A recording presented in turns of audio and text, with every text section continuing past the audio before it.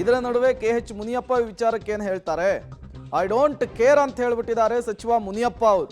Ticket ವಿಚಾರಕ್ಕೆ ಸಂಬಂಧಪಟ್ಟಂತೆ high command ತೀರ್ಮಾನಕ್ಕೆ ನಾನು ಬದ್ಧನಾಗಿದ್ದೇನೆ. ಯಾರಿಗೆ ಟಿಕೆಟ್ ಕೊಟ್ಟರು ಕೂಡ ಕೆಲಸ ಮಾಡೋದಕ್ಕೆ ರೆಡಿ.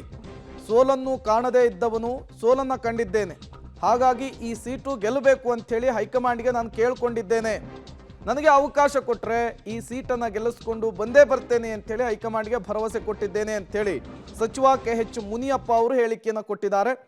ಕೋಲಾರದ ಕಾಂಗ್ರೆಸ್ ನಾಯಕರ ಅಸಮಾಧಾನಕ್ಕೆ, ಕಾರ್ಯಕರ್ತರ ಅಭಿಯಾನಕ್ಕೆ.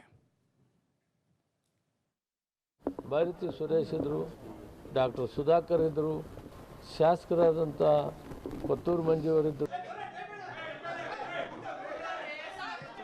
ಮಂತ್ರಿಗಳಾದಂಥ ಭಾರತಿ ಸುರೇಶ್ ಇದ್ದರು, ಡಾಕ್ಟರ್ ಸುಧಾಕರ್ ಇದ್ದರು, ಶಾಸಕರಾದಂಥ ಕೊತ್ತೂರು ಮಂಜುವರಿದ್ದರು, ನಂಜೇಗೌಡರಿದ್ದರು, ವಿಧಾನ ಪರಿಷತ್ ಸದಸ್ಯರಾದಂಥ ಅನಿಲ್ ಕುಮಾರ್ ಅವರಿದ್ದರು ಮತ್ತು ಎಲ್ಲ ಮಾಜಿ ಶಾಸಕರು ಹಾಲಿಯವರು ಎಲ್ಲರೂ ಕೂಡ ಒಟ್ಟಿಗೆ.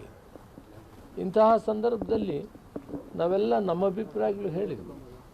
ನಾನು ಒಂದು ಮಾತನ್ನು ಕೇಳಿದೆ ಆ ಸಭೆಯಲ್ಲಿ, ನೋಡಿ ನಾವೆಲ್ಲ ಕೂಡ ಏನಾದರೂ ಅಹಿತಕರ ಘಟನೆಗಳು ನಡೆದಿದ್ದರೆ ನಾವೆಲ್ಲ ಮರೆಯೋಣ. ರಾಜ್ಯದಲ್ಲಿ ಕಾಂಗ್ರೆಸ್ ಪಕ್ಷ ಅಧಿಕಾರಕ್ಕೆ ಬರಬೇಕು.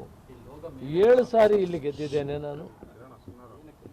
ಒಂದು ವೇಳೆ ತ್ರಿಕೋಣ ಸ್ಪರ್ಧೆ ಇಲ್ಲದೆ ಇರೋದರಿಂದ ನಾನು ಸೋತಿದ್ದೇನೆ.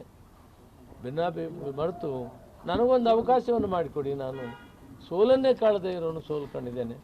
ಈ ಸೀಟನ್ನು ಗೆಲ್ಲಬೇಕಾದ್ರೆ ನಮ್ಮ ಕುಟುಂಬಕ್ಕೆ ತರಬೇಕು ಅಂತ ಮನವಿ ಮಾಡಿದೆ. ಅವರು ಅವರದೇ ಆದಂಥ ವಿಚಾರಗಳನ್ನು ಹೇಳಿ ಒಟ್ಟಾರೆ ನಾವು ಇದು KH ಮುನಿಯಪ್ಪ ಅವರ ರಿಯಾಕ್ಷನ್. ಒಂದು ಕಡೆ ಕಾಂಗ್ರೆಸ್ ನಾಯಕರ ಅಸಮಾಧಾನಕ್ಕೆ ಮತ್ತು ಕಾರ್ಯಕರ್ತರು ನಡೆಸ್ತಾ ಇರುವಂತಹ ಅಭಿಯಾನಕ್ಕೆ. ಯಾರಿಗೆ ಟಿಕೆಟ್ ಕೊಟ್ಟರು ನಾನು ಕೆಲಸವನ್ನು ಮಾಡೇ ಮಾಡ್ತೇನೆ. ಕೋಲಾರದಲ್ಲಿ ಈ ಬಾರಿ ಕಾಂಗ್ರೆಸ್ ಅನ್ನು ಗೆಲ್ಲಿಸುವಂತಹ ಕೆಲಸವನ್ನು ಮಾಡ್ತೇನೆ ಎನ್ನುವಂತಹ ವಿಚಾರವನ್ನು ಪ್ರಸ್ತಾಪಿಸಿದ್ದಾರೆ.